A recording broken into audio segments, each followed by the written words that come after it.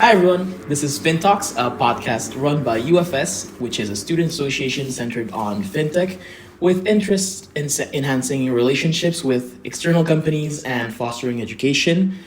And through this podcast, our mission is to inspire students to take risks, aim high, and achieve their career goals. Today, our special guest is Filippo Caprioglio. And Francesca, please introduce yourself first. Hi to all of you. I'm Francesca. I'm currently studying digital transformation management at University of Bologna under computer engineering. And basically in UFS, I am the marketing associate and the podcast host. It's a pleasure to have Filippo here, who is our president and co-founder. And he's going to talk a little bit about himself and what he has done so far. Hello, guys. Hi. So let me introduce myself. I am Johannes Carlito Tapea. People call me Tito. I'm part of the core team of UFS, and I am currently undergoing an LLM in legal studies. I'm specializing in law, economics, and finance, and I'm very, very excited to do this podcast with Francesca, which is going to be my co-host for the whole podcast.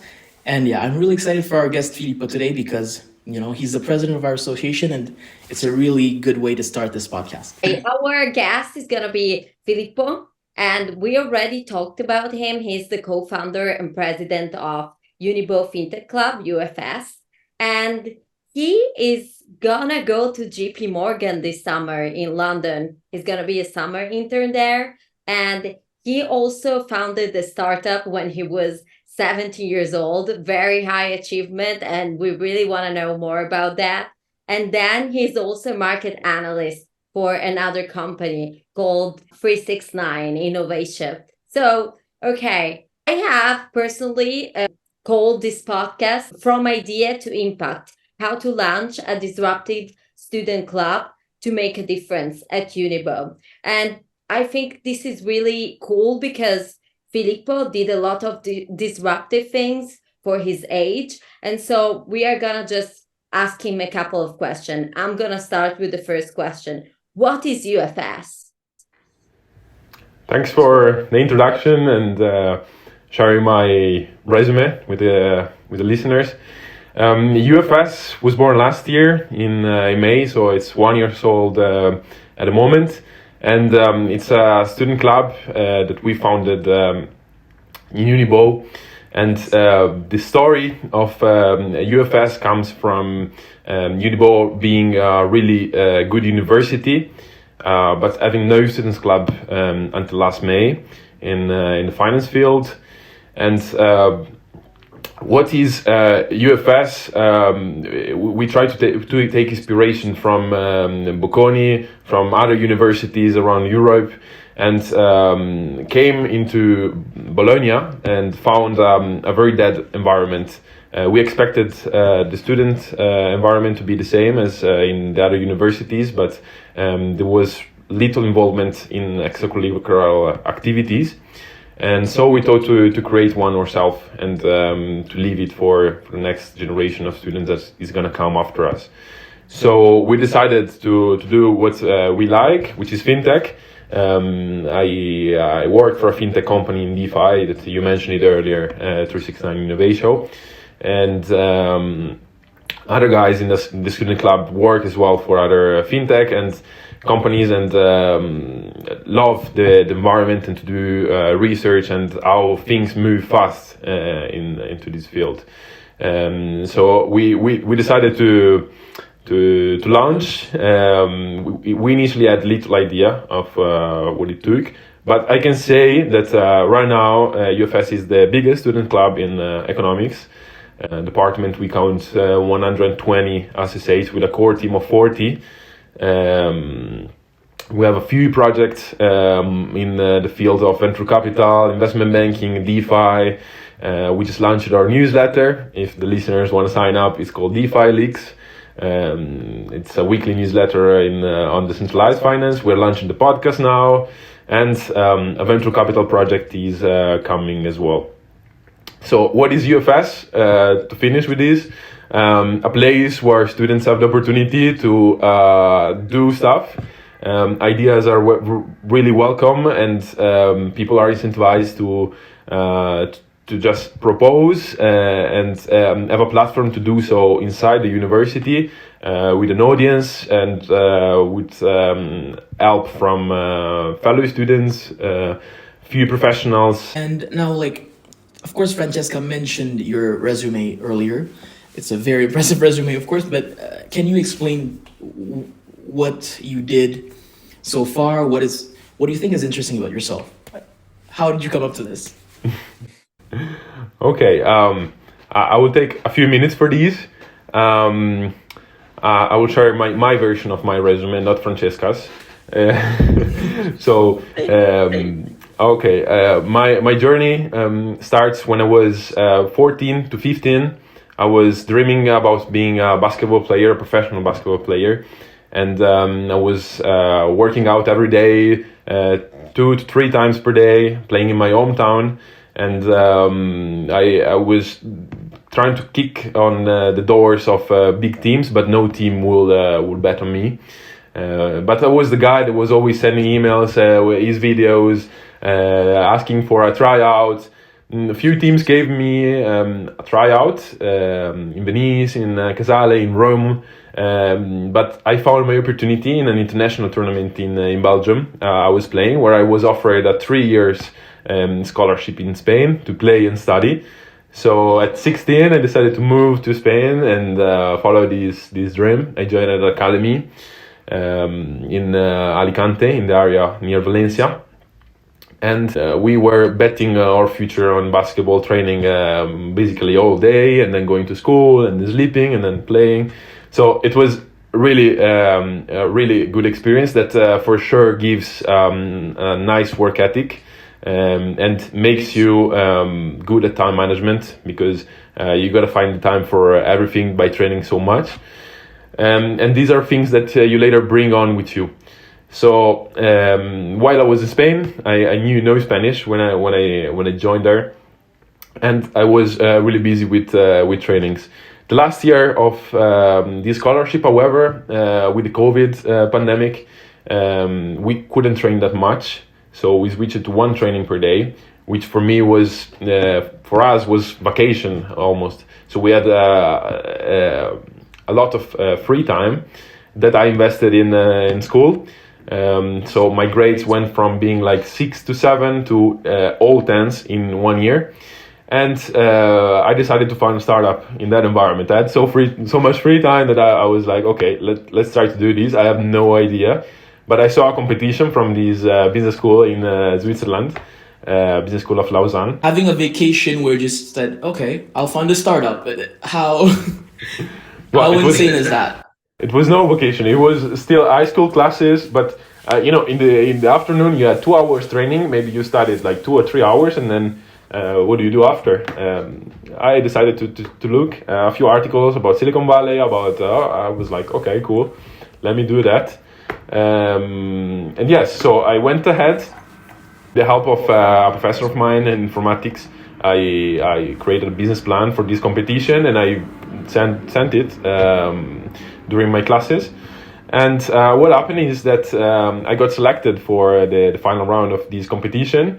So I had to pitch my startup to angel investors and professors in this university. And I was very nervous. It was my first time pitching anything. I had no idea about business and about, presentation. So it was a cool experience. I was very nervous. I think investor got it through, honestly. But what happened after? I graduate, top grades, fine. I go to UniBo. I sign subscribe in summer, and I win the competition I participated for as the best sustainability idea in the business school Lausanne. And as a gift, they give me a few courses about products, about scaling, about team building, about financing.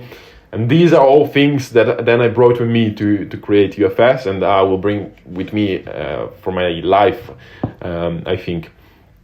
So after that, I joined UniBo. I had still only my startup on my CV, but I was writing a few articles. The startup was a startup for discovering sustainable businesses around your area. Terrible idea in my opinion, but what happened is that that allowed me to build myself a portfolio of articles I was writing for the blog. I was betting on my startup until a certain point. I realized that by being 18, 19, having no previous working experience, no funding team, no money, was pretty hard to convince someone to invest on me. So I then used that as an opportunity to just build my portfolio and use those articles I written to apply for Crypto.com. It was a writer contribution to the research project, and that I got started in February on my first year of university, where I've written a few technical pieces on DeFi, which I was studying from October, honestly. So after 3 months, I was writing these articles. And what happened after is that Terra collapsed, and with it, all of the crypto market went down. And Crypto.com also cut on his research. So I got almost laid off. And I decided to quit. I looked for a job, and while I'm looking for a job, I found UFS. In the meantime, I also apply on this company, 369 Innovatio, which I'm working right now for a bit more than 1 year. It's a native DEX on Arbitrum. It's an ecosystem that will pop this year. So after a few months, we were quite early. And I joined them in research as a research intern. In the meantime, I try to do some extracurricular activities besides UFS. I join the Financial Times community. I join Nova. I go in Bocconi with ISPI for a few events. The European Yacht debate, I participate. And later on, I move within my company, so I become an associate. They try to bet on me. The founder is really young and understands being a student, doing working and doing some other stuff. And what happens in October of this year, last year, I decided to apply just to two companies, JP Morgan and BlackRock, that were investing heavily in DeFi, which is an interest of mine. I must say two very important companies, not any company. I was like, if I have to quit my job, it must be for something greater, right? So I applied to the two places that I recognize as better as my current company, which I find myself very good in. What happens after is that I go to the interview process. Nobody in Bologna gets into those places, so I was like, let me send the application, and they will never take me. I only work for crypto. I found a startup that's bullshit. Why me? I do not come from a target school. But there was a member of UFS, Marco, which is the first member of everyone that joined the society, which was saying that if they will take anyone, they will take me. So thanks to Marco's encouragement, I apply for the job, and I get no answer. And after a while, I get invited to take the online test, which is a logical, numerical, the stuff that the companies make you do. And the same applies for BlackRock. So I went through the CV screening. After a while, I think it was 1 or 2 months, I received an email that I was invited to an assessment center with them, which was really great during my exam week. So it was even more stressful because those interviews you have to study and prepare yourself. And something I didn't tell you is that I already had an interview with another big bank when I quitted my job at Crypto.com. I almost got laid off at UBS. And that went terrible. For really, it was all TradFi. They were not investing in DeFi. They were looking for a TradFi bro, and I was not one. So obviously, we didn't find a fit. But I approached the second assessment center almost 6 months after, much more prepared on what was gonna come. And I studied and I looked on Glassdoor, the YouTube videos, how to pass your assessment center with ease. All of this stuff. There was no ease involved in my assessment center. It was like 3 hours and a half. They try to destroy you. 1 hour and a half after finishing my assessment center, that they were gonna send me an offer a week later.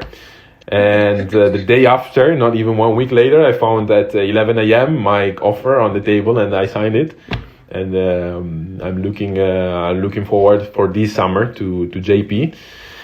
And I got today the news that I received my visa. This is my resume. I hope to not have forgotten anything in a few minutes. Sorry if that took long. It was a story. So, I mean, man, if you forget anything, I think you're at God level right now. It's very sad to see that people, especially in Bologna, but I think it's the same everywhere.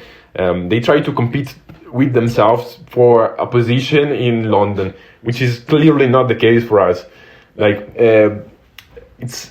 I think the vision out of which we founded UFS and we manage it is to try to grow the pie bigger for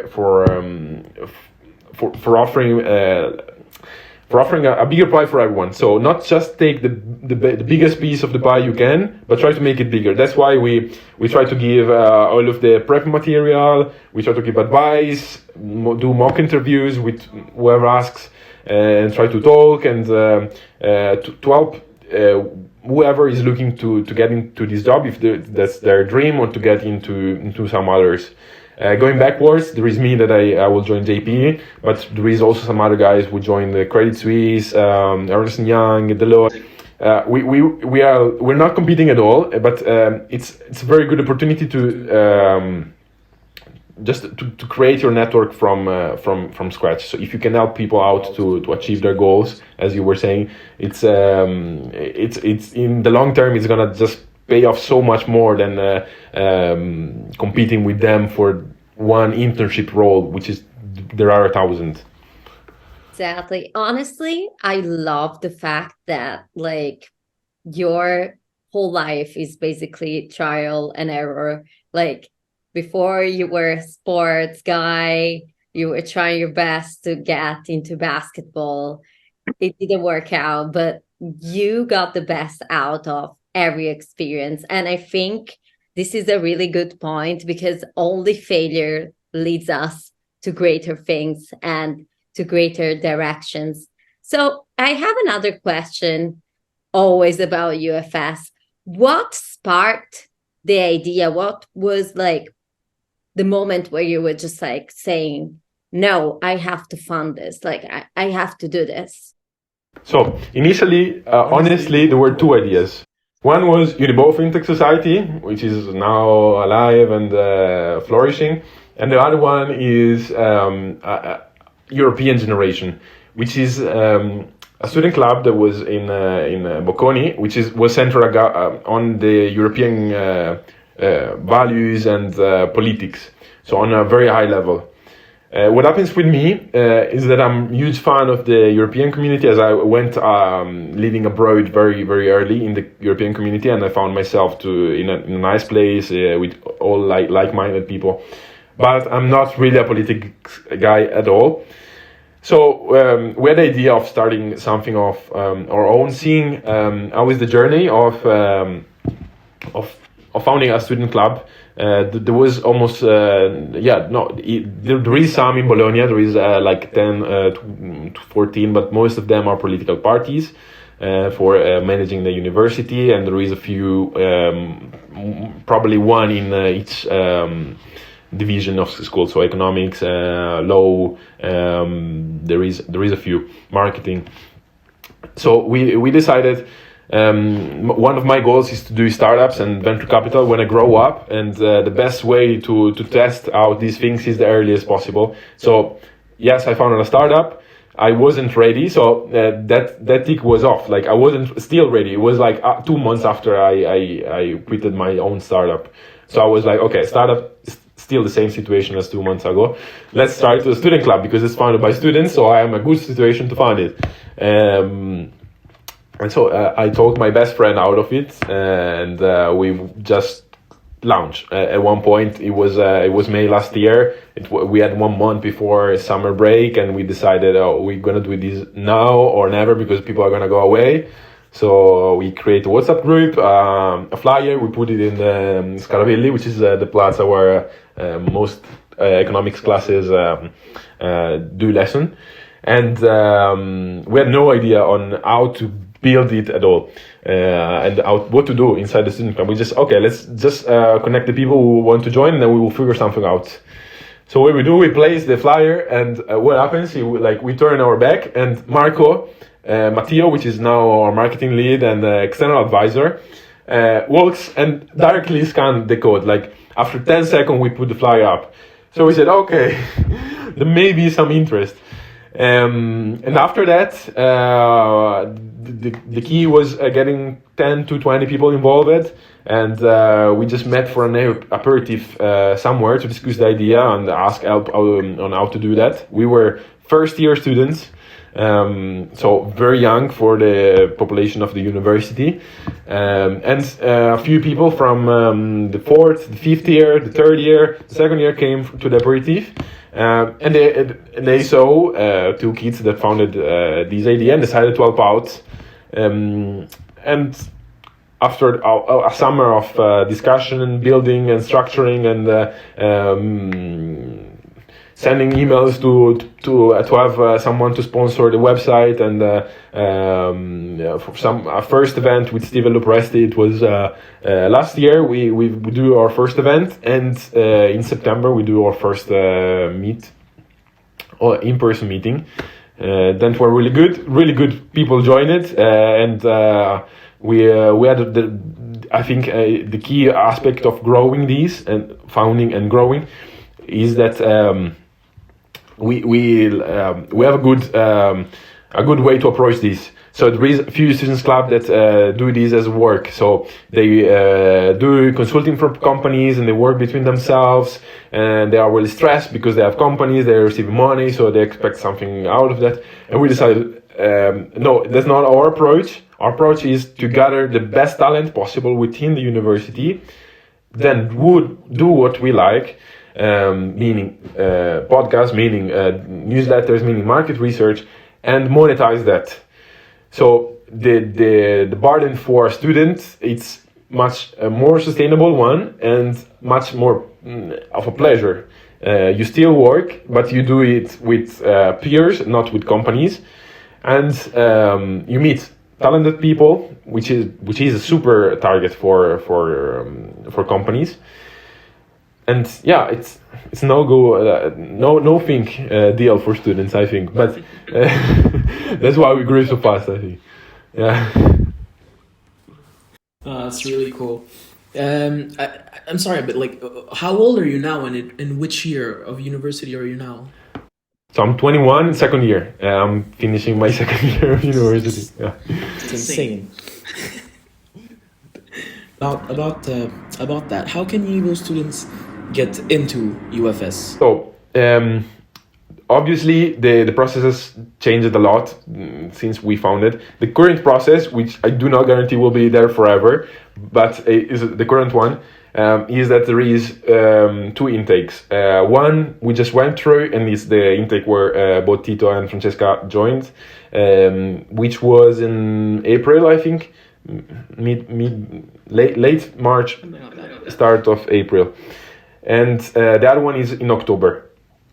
What we are looking for is people that are extraordinary in some ways, that have some experience, but almost out of all, we require people to be able to learn fast and to have a good approach of working.